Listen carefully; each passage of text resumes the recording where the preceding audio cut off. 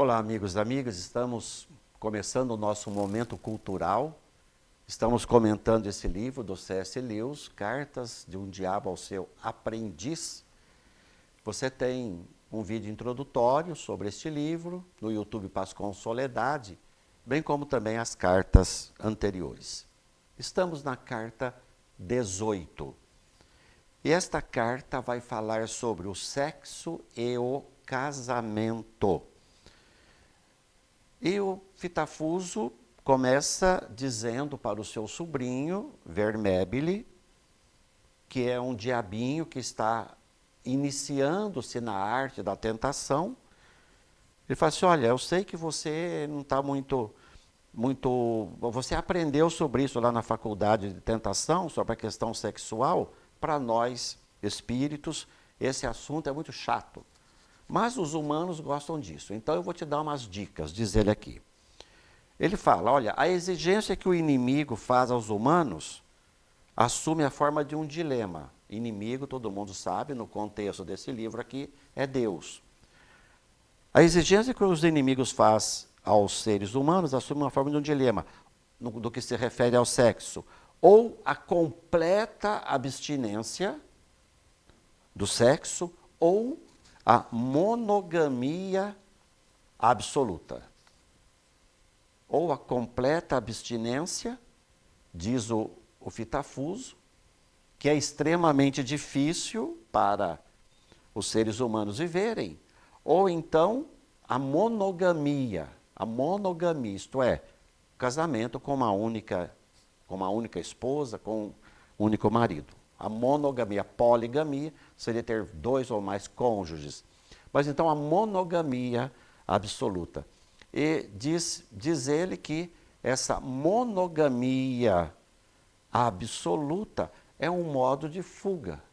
Um modo de fuga, isto é, um modo da pessoa dar vazão exatamente à sua questão sexual. Ele diz que a gente foi persuadindo os humanos, a gente, no caso, o diabo, a tentação, foi persuadindo os humanos até o ponto de eles acharem que a única razão respeitável para se casar é estarem apaixonados. Estarem apaixonados. Que o casamento pode e deve fazer com que essa excitação, isto é, essa paixão, seja permanente. Que o casamento que falha nesse sentido não é mais obrigatório. Então isso aqui, diz ele, foi um trabalho nosso, de botar toda a centralidade do se casar no estar apaixonado um pelo outro. E continua dizendo aqui, toda a filosofia do inferno se baseia no reconhecimento do seguinte axioma, uma coisa não é outra coisa. E principalmente um ser não é o outro ser. O que é bom para mim, é bom para mim. O que é bom para você, é bom para você. Se um ganha, o outro perde. Diz aqui o Fitafuso, isso aqui é a competição. Existir significa competir. Porém, diz ele, a filosofia do inimigo é diferente da nossa. Inimigo aqui, no caso, Deus. A filosofia do inimigo é diferente da nossa. Por quê? Diz assim, o que o inimigo quer? O bem para um deve ser também um bem para outro. E a essa impossibilidade, ele dá o nome de amor. Isso é o amor. Amor significa o que é bom para mim, eu quero que também seja para os outros, é bom para o outro também. Ele mesmo diz aqui, ele mesmo, o inimigo, não se contenta em ser uma unidade aritmética. Ele diz que ele é 3, e ao mesmo tempo que é 1. E o que faz a união entre eles, o que une essas diferenças, é exatamente o quê? O amor. Continua o Fitafuso dizendo, por outro lado, ele inventou uma coisa chamada organismo humano. E no organismo humano, as partes são todas diferentes entre si.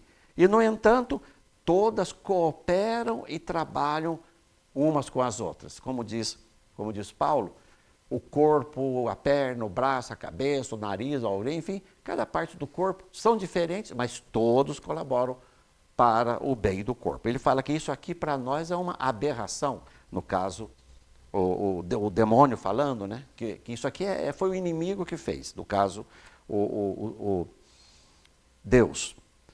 E fala que, olha, o sexo, do nosso ponto de vista, é o mais forte sobre o mais fraco. Por exemplo, as aranhas. As aranhas, depois que elas que conclui a sua reprodução, a aranha fêmea mata a aranha macho. E diz aqui, no entanto, o que o inimigo fez? O inimigo juntou ao desejo sexual um negócio chamado afeição. E esse desejo sexual, essa afeição faz o quê? Que um se interesse pelo outro, que um crie um negócio chamado amor. E disso aqui, sabe o que vai acontecer? Vai nascer descendentes, vai nascer pessoas. E a esse nome, daquilo que nasce por causa do amor, dá-se o nome de família. E assim como o organismo, onde todos são diferentes, mas todos contribuem para o bem do corpo, também na família isso acontece.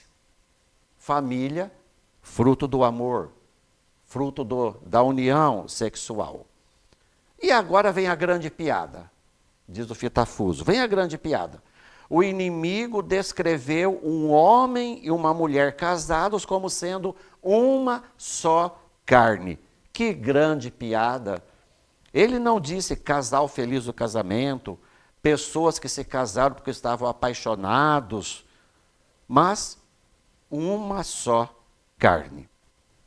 E aqui eu quero interromper isso que o Fitafuso está dizendo, né, exatamente para colocar em destaque isso que ele diz aqui, né, que o que eles colocaram muitas vezes é colocar a paixão como sendo aquilo que move para o casamento, o estar apaixonado. Só que a paixão é um sentimento forte e um sentimento que pode acabar. A paixão, às vezes, é motivada até por questões físicas. Por exemplo, um rosto bonito, um cabelo bonito, um corpo escultural, enfim, aspectos físicos pode despertar a paixão. No entanto, esses aspectos físicos passam. Aquele cabelo bonito do homem, com o tempo, vai caindo, vai ficando branco. Aquele corpo escultural, com o tempo, vai perdendo aquele formato. Então, se de repente isso é o que motiva o casamento, claro que o casamento vai acabar. E é isso exatamente que a tentação quer. Que o casamento se baseie não no amor. Para ele aqui, o amor é um absurdo, como ele diz. É criação do inimigo. Ainda mais aquele tipo de amor que gera descendentes e que gera um negócio chamado família, diz ele aqui. Pior ainda, diz ele, diga-se igual aranha. Acabou o ato sexual, um mata o outro e pronto.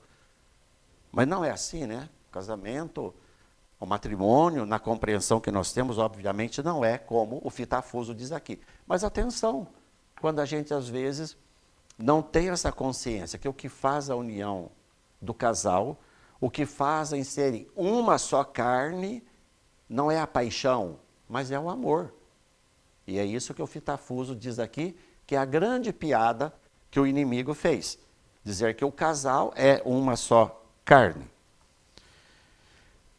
Diz aqui que o que acontece é que quando os humanos fazem ou têm a relação sexual, cria-se entre eles uma relação transcendental que vai além do simples ato sexual. E isso aqui vai criar o que diz aqui? Vai criar afeição, vai criar amor e vai se transformar em família. Então é exatamente tudo aquilo que o diabo não quer. Então é viver da paixão, viver por causa do rostinho bonito, por causa do corpinho escultural, porque é uma pessoa sarada, um rapaz sarado, fortão, etc. Por esses atributos físicos. Como eu dizia, os atributos físicos, num primeiro momento, eles podem sim despertar a paixão, mas com o tempo, como o próprio Fitafuso reconhece, Isso aqui vai virando uma relação transcendental, quer dizer, vai ultrapassando o rosto bonito, o olho bonito, o cabelo bonito, o corpinho bonito. Vai ultrapassando tudo isso. E vai realmente ganhando aquilo que é o mais importante, que é o amor. Quero terminar com uma frase aqui que diz o seguinte: em outras palavras, os humanos devem ser encorajados a acreditar que a base do casamento é uma versão distorcida e colorida de algo que o inimigo, na verdade, promete como seu resultado, e que é o amor. Então vejam a frase com a qual a gente conclui essa nossa conversa.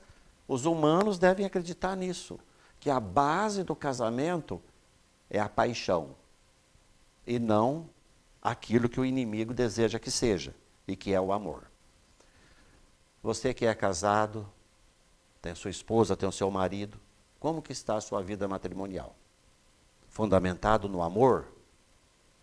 Porque só na paixão não vai para frente. E é isso exatamente que o inimigo quer, que o diabo quer. O que Deus quer é que a gente fundamente o nosso amor, o matrimônio, seja fundamentado exatamente nisso, no amor. Começa pela paixão, mas depois amadurece no amor. Fique bem, fique com Deus.